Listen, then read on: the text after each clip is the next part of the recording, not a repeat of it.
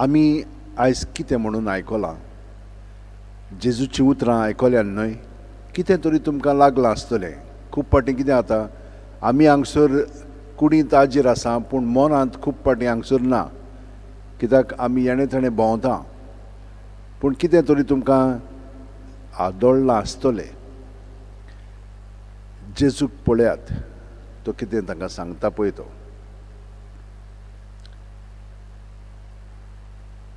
आमी अशें पळयता की जेजू आपल्या शिश्यां बरोबर आसतना ताणें खूब सांगलें तांकां, पूण ते समजना जालेत. काल आमी पळयल्लें कशे भाशेन जुदेवांतल्या श्रेश्ठ मनशांनी पर्यंत तें समजूंक नासलेलें आनी पावलू तातूंतलो एकलो आसलेलो.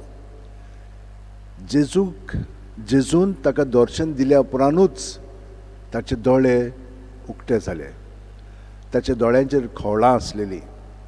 हेच भाशेन आमी हांगसर येता, जेजूची उतरां आयकता, पूण खवळां आसात म्हणून आमकां ती दिश्टी पडना. आयकता पूण आयकूंकूय ना, पळयता पूण पळोवंकूय ना. जेजू आमकां अशें म्हणटलो, दोळे आसून कान आसून पळयनात, आयकनात.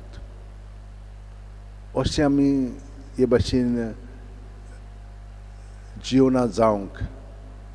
ताणेनूच सांगलां, बारांतलो एकलो देंवन सार म्हणून.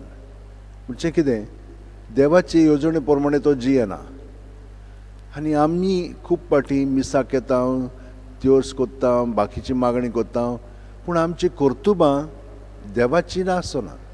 ताका लागून दुसरी निराशी जातात आनी म्हणटात, कसलो फायदो, कितें म्हणून मेळ्ळें तुमकां देवाचें दर्शन घडलां जाल्यार तुमचें जिवीत सगळें बदलोंक जाय. आनी हे भाशेन पेद्रूचें जिवीत बदल्लें. ताकाय खूब वेळ लागलो आनी आमकांय हेच भाशेन वेळ लागता. पूण एक पाटीन ताका कळ्ळ्या उपरांत तो जाणा जालो की मागणें आमी करूंक जाय सुरवातेक, आनी सगळें सोंपल्या उपरांत परतून मागणें करूंक जाय. तो मागण्यांत रावन एनियसाक म्हणटा, तो थोंटो आसलेलो, ताका म्हणटा, जेजूच्या नांवान तुका सांगता, उठ, अंतुर्नार घे आनी घरा वच. सगळ्या ओजीत तो उठलो आनी ते भाशेन ताणें केलें. कोणाचे पदवेन?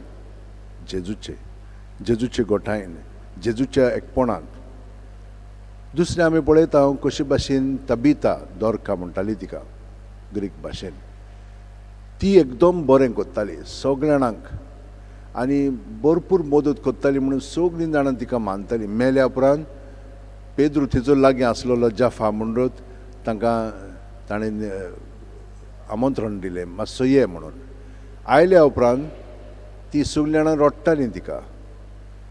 ताणें तांकां सांगलें, भायर वचात.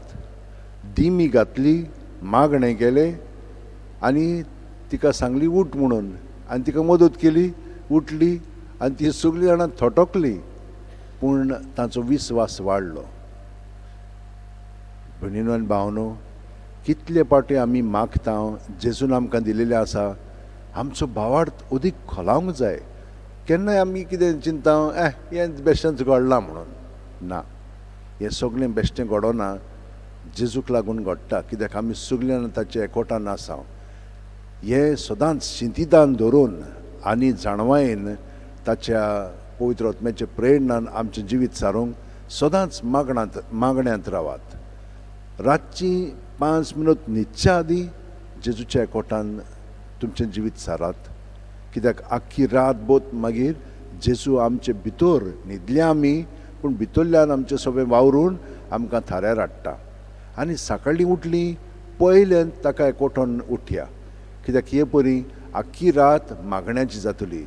सुरवातेक आनी शेवटाक आमी ताच्या एकवटान रावत तर बाकीचें सगळें जेजू आमचें सगळें दीसभर कोत्तलो. आमची चिंतना कसलीय येवं, ती बरी वायट पोजडी कितेंय येवं, रोखडीच ती जेजूच्या ताब्यांत केली, ताच्या नांवान तो दवरली, ती नाटक जातली. आनी ताची चिंतना, ताची उतरां, ताच्यो कोन्यो आमचें सगळें उपरासूंक लागतलीं आनी आमी ताची वस्तू म्हणूंक लागतलें, करूंक लागतलें. एक हे वस्तोरेक कशे भाशेन आमी पळयता, एका दादल्याक कशे भशेन आमी पळयता जेजू तांचे सोबे आसा म्हणून ओ लैंगिकच दृश्टीन पळयता आमी तशें जायना जावंक ताचे एकवटान रावया आनी सगळीं जाणां पातकानूय जियेतात तांचे पातक आमचेर घेवचे न्ही जेजूचेर दवरया आनी तो तांकां आनी आमकांय सुटका दितलो सगळीं जाणां आतां शेवटेन दवरया दोळे बंद करया प्रत्येक सुस्कारान जेजून आमी बरोवन येता पांयाची बोट आसा थिजोतान तकली मेरेन कुडींत मनांत ओतम्यांत तर जेजू ह्या सगल्या पावंड्याचेर आमचे सोबे आसा आनी आमी सुस्कार सोडटना ह्या तिनूय पावंड्यांतलें जें भितर आमचे सोबे आसा बरें आनी वायट तें जेजूच्या नांवान भायर काडया ताचेर दवरया आनी खरेपणी तो आमकां नितळ निर्मळ करतलो कित्याक ताच्या नांवांत आमकां सुटका मेळटा आनी ताच्या नांवांत आमकां बरेंपणूय मेळटा